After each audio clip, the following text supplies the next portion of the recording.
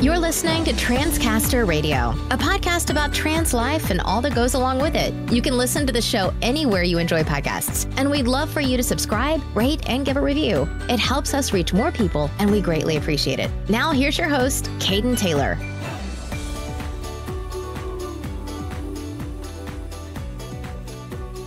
Hey Transcasters, welcome to this week's episode of Transcaster Radio. I'm your host, Caden Taylor. This week we're going to talk about the World Health Organization's, which also is known as WHO, announcement that they will no longer categorize gender dysphoria as a mental disorder. So before we get into talking about that actual decision, I want to go over a few things prior to talking about that.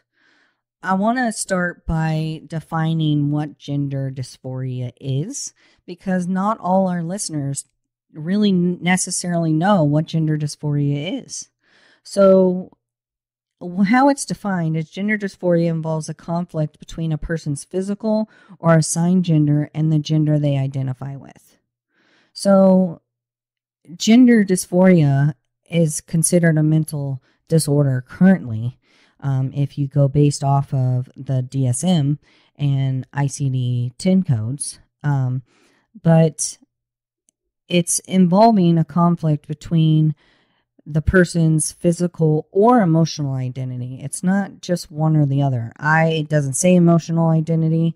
It's not diagnosed that way, but I think emotional identity has a big involvement in it, because we emotionally feel like we are the opposite gender, or we don't feel like we are a gender at all. So even though physical is true, or our assigned gender at birth is true, I still think emotion has a big to deal with that. And I think one of the things that we need to remember is that gender dysphoria is not the same as gender nonconformity. Gender nonconformity is really, it refers to behaviors not matching the gender norms or stereotypes of the gender assigned at birth. So it's a little different than gender dysphoria. People that are gender nonconforming may not have gender dysphoria. They might not categorize themselves as that, or a psychiatrist might not categorize themselves as that. So I think we need to be, it's imperative that we realize that even though gender dysphoria has a definition of what it is, we can all see gender dysphoria in different ways.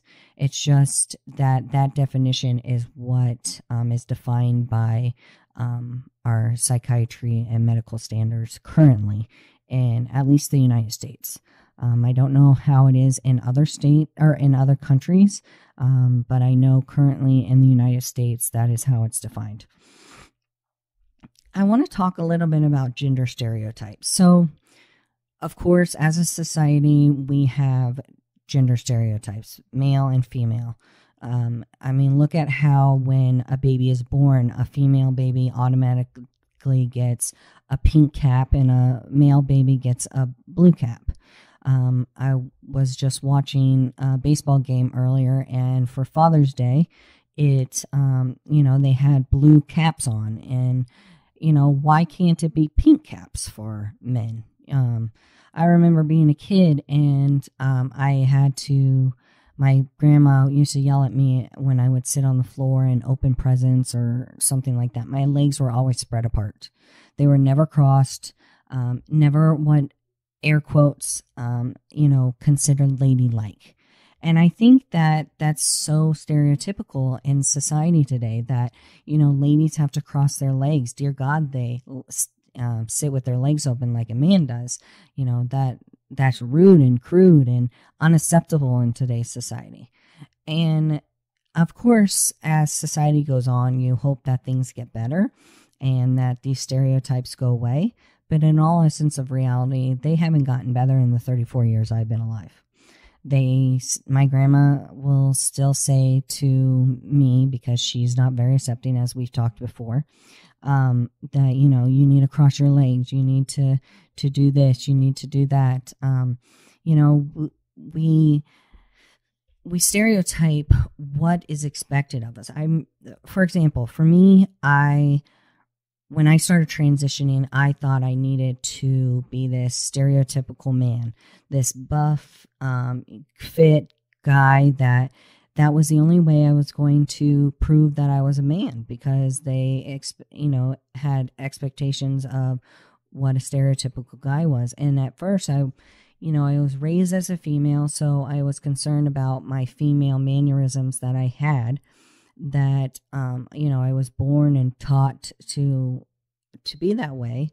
And I was concerned with how people would see those female mannerisms, because it's not something that after a lifetime of having, you just magically get rid of. I realized that it was who I was, and it wasn't going to go away. It was definitely who I was. And even though they're considered female mannerisms and female things that I did, I embraced them as my male identity. But stereotypes we need to work on as a society to get rid of standard stereotypes. I follow Aiden Dowling, which I'm sure a lot of you all do. He is a trans guy. He was actually the first trans guy to be on Men's Health magazine. And he has just had a little boy, and about 6 to 8 months ago. And they don't dress him based on stereotypical boy stuff. They have had him in bright purple pants. I think that's just awesome. And I think more parents need to do that. Just because they're a boy does not mean you can't shop in the girls section. I think it's important that, we allow our kids to express themselves the way they are. And that's regardless of their sexual orientation or their gender identity. I think you should allow children to express it. Just because they're little girls doesn't mean they can't have G.I. Joes and battle trucks and things like that. And same goes for a little boy. That doesn't mean they can't have Barbie dolls or baby dolls. Let them have whatever toy or express how they feel about their own identity and life in general on their own terms. So let's talk a little bit about the Diagnostic and Statistical Manual of Mental Health Disorders as it is of today, which is the DSM-5. And in order to get, like we talked about gender dysphoria earlier, an adult, so we're talking about adults right now. I'll get to children here shortly. But adults have to have at least two of the following. So I'm going to go through what these are, and then I'll talk to you a little more about them. So there are in total 6 different ones. So they have to, an adult, so that would be somebody 18 or over, would have to identify with 2 of these in order to be diagnosed with gender dysphoria. First one is a marked incongruence between one's experience, expressed gender, and primary and or secondary sex characteristics. Second is a strong desire to be rid of one's primary and or secondary sex characteristics. 3, a strong desire for the primary and or secondary sex characteristics of the other gender. 4, a strong desire to be the other gender. 5, a strong desire to be treated as the other gender. And 6, a strong conviction that one has the typical feelings and reactions of the other gender. When I was reading through this, obviously I've been diagnosed with gender dysphoria, but when I was reading through this, I felt that a lot of them sounded very similar. That they, that really you could fall in, somebody could have all 6 of them and be very similar in what their takes are on it. But I guess that's how, depending on how somebody defines it in the psychiatric realm. I think that's something we'll have to get somebody who specializes in psychiatry, especially with maybe the trans community, on the podcast to talk about, because obviously I'm not an expert in this. So, but if I had to mark at least 2 that I identified that I probably showed when I first started to transition, was The first one, a marked incongruence between one's experience, expressed gender, and primary and or secondary sex characteristics. And the second one, a strong desire to be rid of one's primary and or secondary sex characteristics. And for me, I don't necessarily think they're talking about your chromosomes. I think they're talking about your, what you look like on the outside. So I think that has a lot to do with why I sped up my process to transition, was because I so badly wanted my outside to be and look like my inside. And that was a huge desire of mine. But I think a lot of these can go hand in hand. I don't think one is more than the other, but I also think that it's bad that we list it currently as a mental health disorder, because it's really not a mental health disorder. I mean, I struggle with other mental health disorders right now, and I will for the rest of my life, but I don't feel that it's a mental health disorder. I think it's something medical. I think it's no different than somebody having another medical disorder. Let's talk a little bit about how they diagnose a child. It's interesting because as adults, we only have to identify with 2 of 6. As a child, you have to identify with 6 of 8.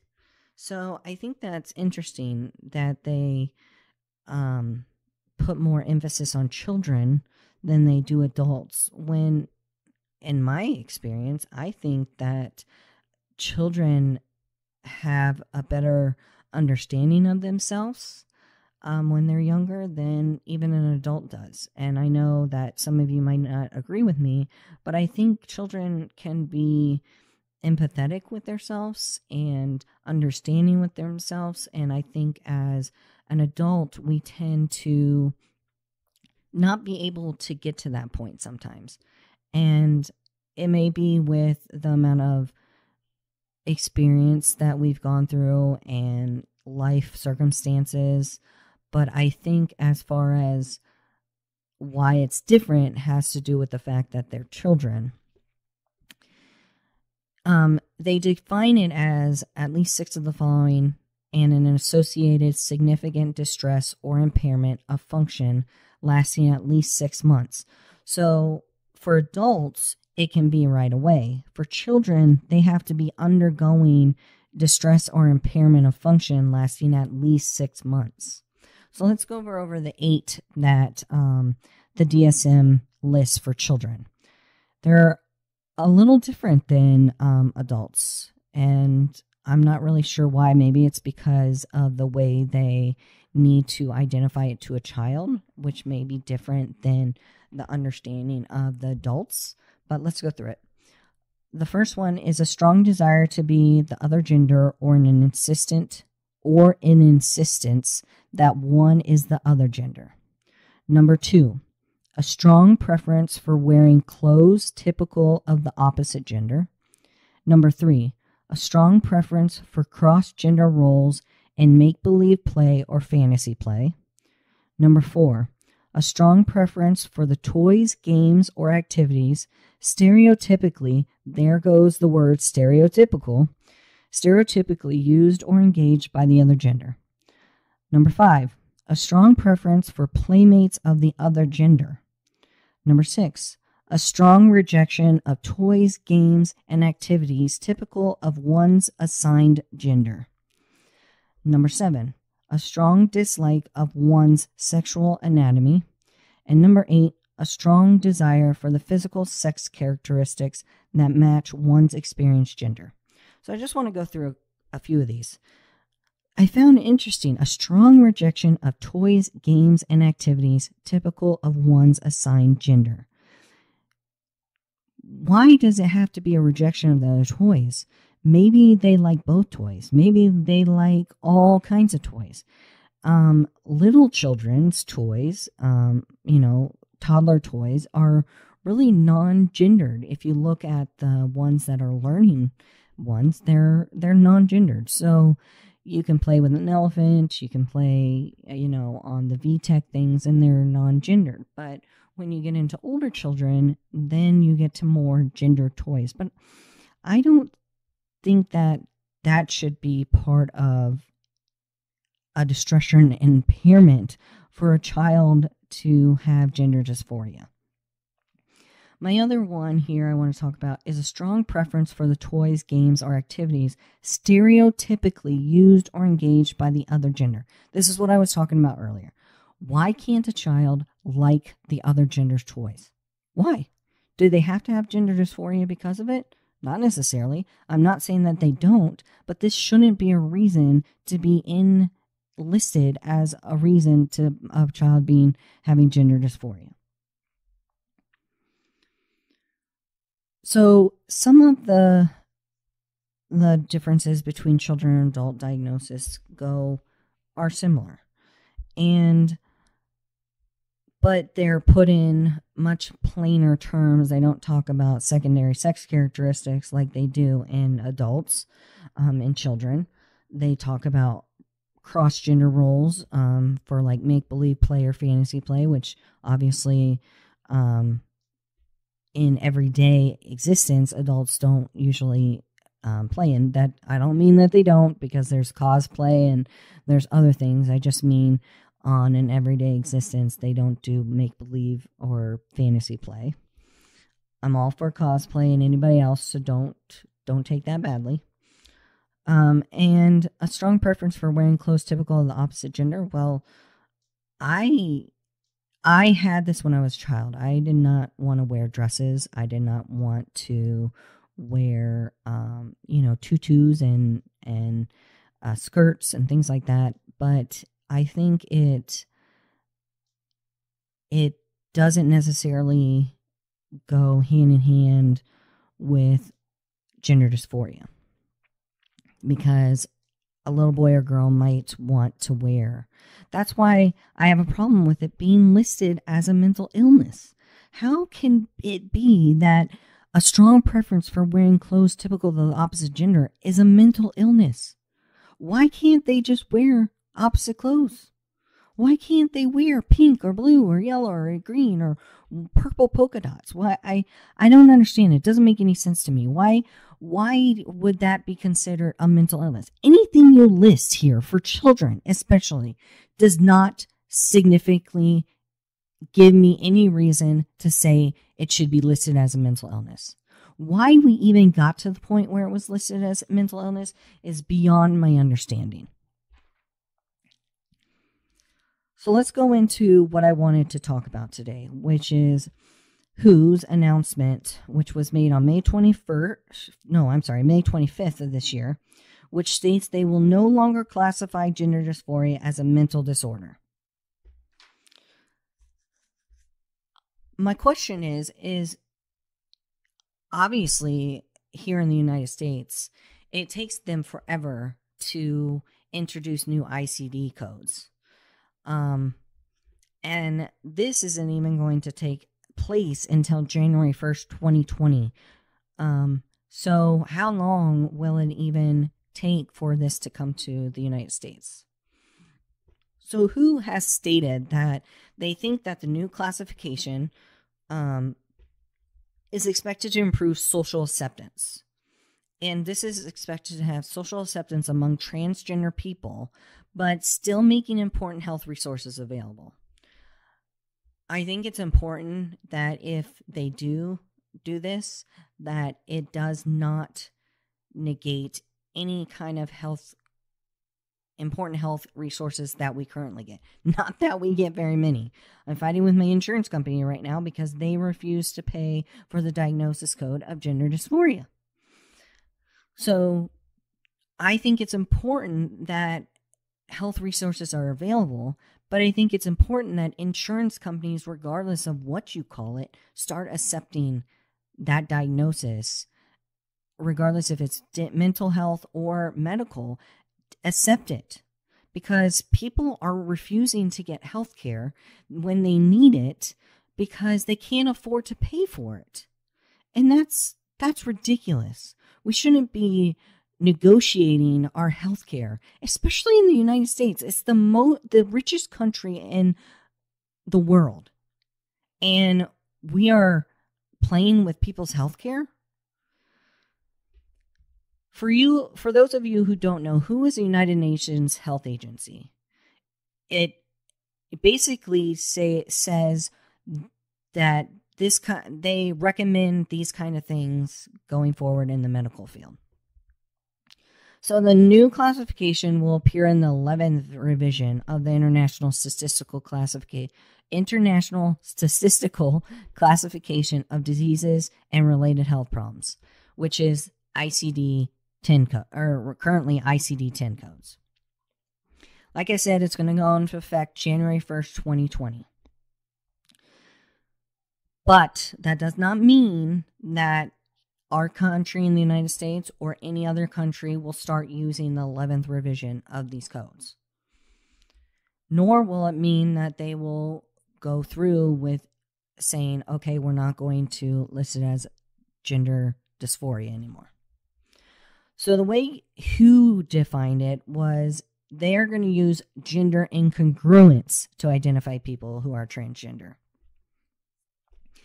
Gender incongruence is defined as a significant incongruence between one's experienced or expressed gender and one's sex characteristics. I have to laugh a little bit about this. As much as we think this is a rah-rah shish-kebab great thing for us, how much difference is gender dysphoria from gender incongruence? I mean, really, come on. If you look at the two definitions, there isn't much in between. The fact that they're taking it out of the mental health section is a plus, but calling it gender incongruence, I don't think is much different than calling it gender dysphoria. You could still place it in the section that you're going to plan to place it in, just call it the same thing. But it's what WHO decided they wanted to do. So a bunch of the people who put into defining this decision was Dr. Lael Say, who is the coordinator of WHO's Adolescents and At-Risk Populations team. Dr. Lael Say stated it was taken out from the mental health disorders because we had a better understanding that this wasn't actually a mental health condition, and leaving it in there was causing stigma. So to reduce the stigma while also ensuring access to necessary health interventions, this was placed in a different chapter. I can't find anywhere as to what chapter they're going to put it in. If somebody knows what chapter they're going to put it in, please let me know and I will make sure to update everybody. But I looked everywhere as to what chapter they're going to put it in and I cannot find it. So do you think this is a win for the trans community? I mean, do I? In some respects, yes, I do. I think people have been working to get this change done for years. I think getting it out of mental health disorder section is extremely important. And, but not everybody agrees with this. Some people don't think that it's a win. Some people think that, people who are transgender shouldn't be treated any differently than anybody else. And do I agree? Yes. But do I think we still have a long way to go? Yes. The last time ICD codes changed was in 1990 when WHO declared sexual orientation alone was not considered a disorder, meaning that sexual orientation would have had to been declared with some other mental health disorder in order to be considered a disorder. And now, as of 1990, is the last time that. Do you realize how long that's been? That's 29 years. 29 years since ICD codes have changed. Is that how long it takes for things to be done in our society? We've got to do something. This has got to change. We can't keep taking forever to get something done. So one thing I asked myself was how this will affect transgender people. A couple of questions, though. Will this move be liberating for trans people worldwide? And will it truly remove stigma for the transgender community, even if no further resources are funneled for additional education? So let's go to the first question I have. Will this move be liberating for transgender people worldwide? Do I think so? No, I don't. I don't think that there's going to be such a tremendous change in healthcare that it's going to be liberating for transgender people. I still think there is going to be problems accessing healthcare for all transgender people across the world. I mean, obviously, I live in the United States, and I can only personally talk about my experiences in the United States, but I don't think that it's going to be liberating for trans people. Do I think it's a win, like I stated before? Yes, I do, because I think people have been working to change this for a very long time. But do I think it's going to be liberating? No, because I think we need more change, especially in the healthcare arena, before I, at least me personally, can feel liberated as a trans person. And obviously, all this is from my own perspective and my own opinion and thoughts. So let's go to the second question I have. Will it truly remove stigma for the transgender community, even if no further resources are funneled for additional education? No, I also don't agree with this. I think that part of the problem, and the biggest problem with transgender people, is the ignorance in communities and in society today, not just in the United States, but all over the world. And if you are not willing to funnel more funds and more resources to provide education and correct education, then I don't think that stigma will go away. For example, look at the HIV and AIDS epidemic, which has been going on for over 35 years. I work with these people every day. The stigma, after over 35 years, is still there with people with HIV/AIDS. I ask people that realize that I work with people who have HIV and AIDS, and they say, "Aren't you afraid you'll get it? Are you kidding me? I'm not having sex with them. I can't get it from touching them." I mean, come on, people. Wake up. That's why we need education. So do I think stigma for the transgender community will end or get less? No, because they're not going to be funneling more money or more resources to education, which, I'm sorry, is the number one most important thing. So their main reasoning for changing this is to reduce and remove stigma. But really, in my opinion, I honestly don't think that that's going to happen. My last question to myself was, how will this affect my healthcare? This one, I'm not sure. I really don't know how it's going to affect our healthcare, at least here in the United States. Do I think it's going to take a long time for it to come into fruition, even after it goes into effect in January? Hell yes. But I'm not sure how it will affect my healthcare. Do I hope that I can go see the doctor and not pay $200 to get my lab work done, or $200 to see the doctor and have to make the decision on whether or not I'm going to continue going to the doctor because of the amount of money it costs to go see them every 3 months? Yeah. Do I hope that that changes? Of course I do. But I'm not optimistic. I'm not optimistic about how that it will affect my healthcare in a positive way. I know I'm not always the most optimistic person, and sometimes I can be a Debbie Downer, but I just don't know enough about how it will affect us to give you a more optimistic view. I can be optimistic, but I want to be realistic at the same time. So I will continue to follow with this and see where it's going and how it's affecting how it's going to affect people, and not just here in the United States, but all over the world. And I will make sure to keep you all up to date, because I think this is an important topic and an important subject, and I think we should continue to talk about it. So that's all I've got for you today. in this week. And I appreciate you listening to this week's episode of Transcaster Radio. Make sure you tune in next week for another great episode. Next week will be a interview. You'll just have to wait and see who it is. It's going to be a great one, so make sure you don't miss it.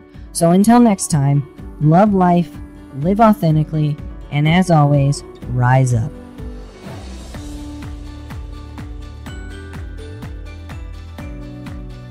Thank you for listening to Transcaster Radio. Be sure to visit transcasterradio.com to access the show notes and discover awesome bonus content.